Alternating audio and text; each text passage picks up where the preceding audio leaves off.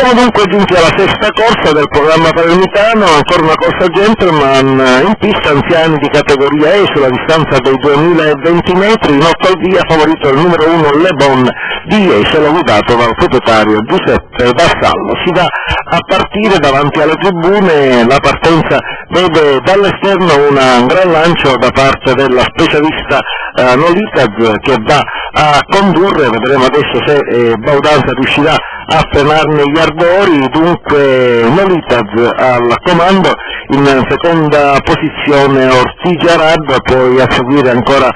dovrebbe trattarsi di Iadin, in quarta posizione il favorito Le Bon di Jesolo. Come da copione prende un po' la mano Nolitaz al suo interprete, lo fa anche con i professionisti, figuriamoci con i gentleman, e quindi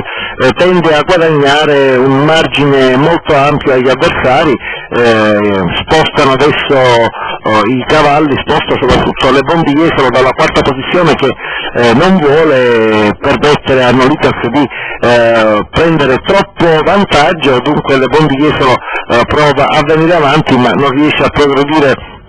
granché, anche perché Ortigia Rad e Iadin sono comunque due cavalli piuttosto veloci, e quindi questa prima manovra di Pino Vassallo è andata davvero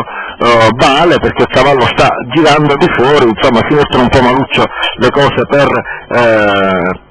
il favorito Le Bon di Jesolo, che sta navigando per linee esterne. Vediamo un po' il primo chilometro di Nolitaz, si viaggia sul piede dell'1,14 addirittura, almeno sul mio cronometro, continua Le Bon di Jesolo a prendere aria in faccia in maniera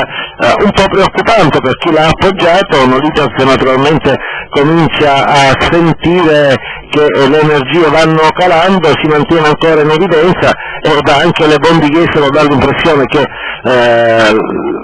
ci siano problemi. Abbiamo subito evidenziato come l'averlo spostato all'esterno mentre davanti si filava alla grande poteva essere una mossa molto pericolosa, è stata anche al di là di quello che pensavamo noi stessi. Le Bon di Jesolo il favorito nettamente in crisi, ed è Norton Miller che viene avanti, la distanza è la sua, Nolitaz ha tirato via e comunque continua a mantenersi in evidenza. Dunque in realtà la qualità di Nolitaz in questa compagnia andava tenuta presente, gli scommettitori invece l'hanno un po' troppo abbandonata e Nolitaz li sta punendo, continuando a restare in testa. Probabilmente non riuscirà a vincere, ma il secondo ormai difficilmente glielo potranno togliere. Comunque ci prova Baudanza a tener botta a Norton Miller, ma sulla distanza il Sauro di Lorré ha qualcosa in più e va a cogliere il successo. Dunque vittoria di Norton Miller nei confronti di Nolitaz, mentre al terzo posto